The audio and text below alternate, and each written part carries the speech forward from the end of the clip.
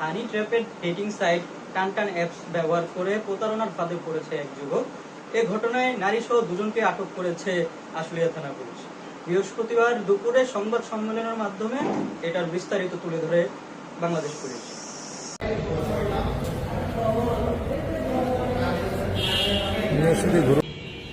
চলতি মাসের 20 তারিখে সুমি আক্তার নামে একটা মেয়ে, তার বাড়ি হলো মাগুরা।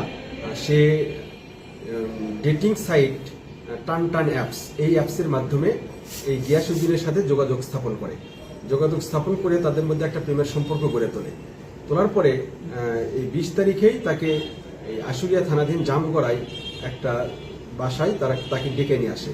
তো তার কথা মতো গিয়াসউদ্দিন সেই জামগড়ায় 20 তারিখে রাতে চলে আসে, রাত 9টার দিকে।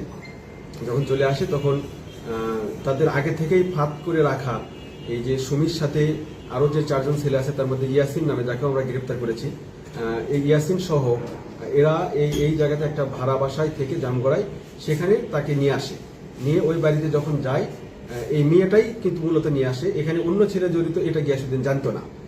তো তারপরে ছাদে নিয়ে যায়, ছাদে নিয়ে যাওয়ার পরে তাকে বিভিন্নভাবে তার নুড পিকচার তোলার চেষ্টা করে, তারপরে বিভিন্নভাবে ব্ল্যাকমেইল করে তাকে বলে যে তুমি 2.5 লক্ষ টাকা দাও, তাহলে তোমাকে আমরা ছেড়ে দেবো। এরকম করে নানানভাবে তাকে হয়রানি করতে থাকে। তখন 4 দিন ধরে না পায় এবং তখন তার কাছে থাকা 12,000 প্লাস কিছু টাকা, তার একটা আইফোন মূল্য আনুমানিক 30,000 টাকা হবে, পুরাতন 2006 সালে। এছাড়া তার কাছে একটা মোটরসাইকেল ছিল, যেটা দিয়ে সে রাইড শেয়ার করে থাকে। এগুলো তার কাছ থেকে তারা ছিনিয়ে নিয়ে তারপরে তাকে 25 তারিখে মধ্যরাতে তাকে বাইরে এসে কোনো একটা অজ্ঞাত স্থানে ফেলে রেখে দেয়।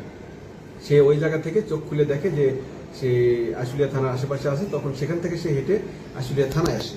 আশুলিয়া থানায় আসার পরে তখন থানায় একটা অভিযোগ দায়ের করে যে এই ঘটনা তার সাথে ঘটেছে।